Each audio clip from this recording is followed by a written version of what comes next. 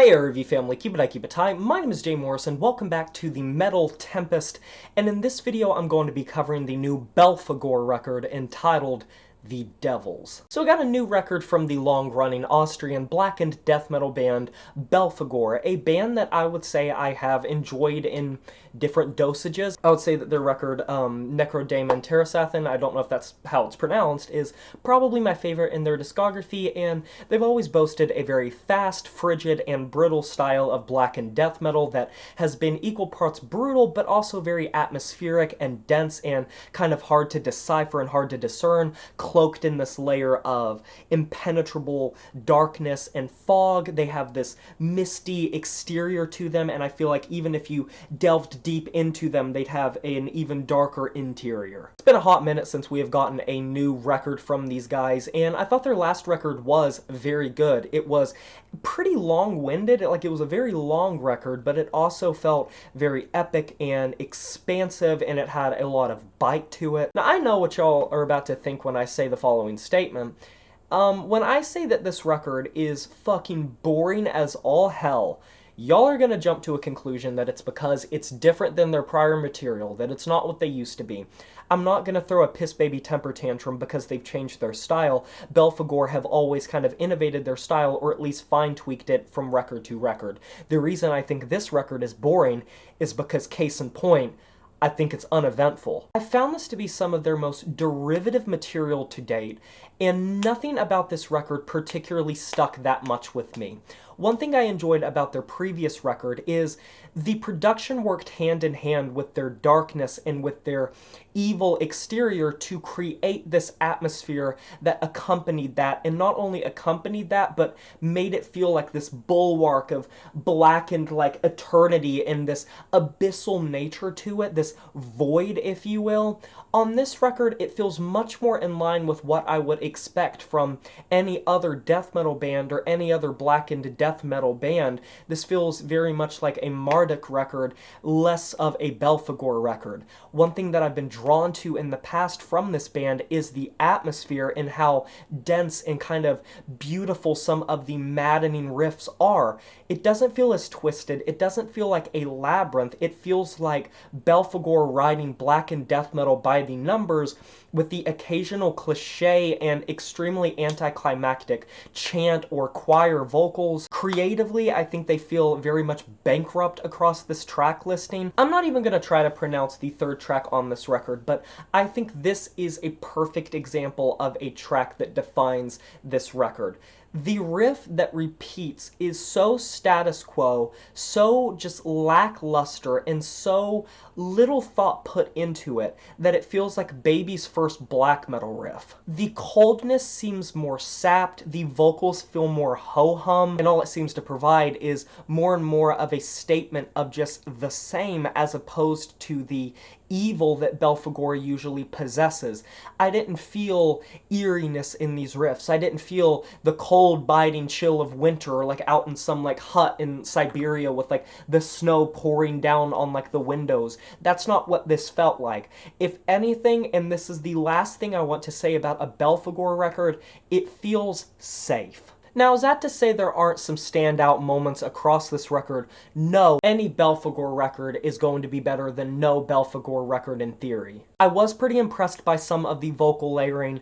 Belphegor's always been good about layering these black metal shrieks and the death metal growls, especially on the track The Devils, the self-titled track, as well as the track Damnation. You get these very eerie layering vocals just lathered in a ton of reverb. They're very ethereal, chant-like, commanding. It feels like some dark preacher that is like given some sort of sermon at like the altar of hell. Virtus Asinaria also has a lot of those same vocal moments that layer, but I don't think that these key things that make the record good necessarily can help mediate the things that I think make this record not great. Because take the track I just mentioned, Virtus Asinaria, I really think that this track could be good if it had a different sort of direction. Once again, they're getting caught up in this loop of repeating the same riffs, and repetition isn't necessarily a bad thing. Having to like be extremely technical and all over the place isn't something that I have to expect from Belphegor, and their more death metal influences have made them pace stuff, and the eerie chords on this track do sound cool. They are foreboding, they are chilling. It's like a howl from a distant cemetery, but the rest of the track just sort of meanders its way haphazardly through the rest of the material. And it's not like these are issues that are only present on one track in particular. These issues are present throughout the entire track listing. Creature of Fire would be an amazing atmospheric track with these gorgeous vocals if it wasn't blown out all to hell in the mix. The beautiful usage of reverb and echo on many other tracks here when they would break up the monotony and when they would have more chant vocals and cathedral-esque vocals, which is something that Belphegor has been known for, is replaced here with this gross overusage of it that blows it out in the mix to where it is so much simultaneously quieter but somehow even more grossly loud in the ears than anything else across this record. It's jarring, not to mention nothing of this track really sticks from a compositional standpoint. I get that it's trying to be this apocalyptic anthem, but it's just static. It doesn't really do much to maintain anything that would be worthy of like anything more than a second or third listen.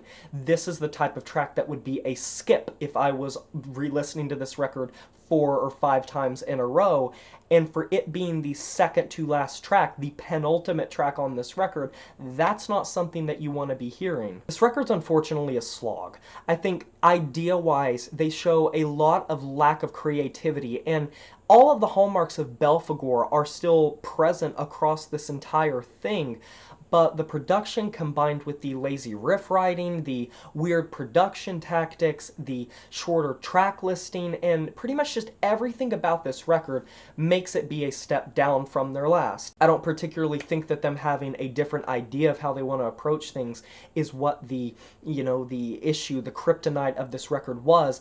I think it's just how they executed that said approach. And unfortunately, I just really am not getting that much from this record.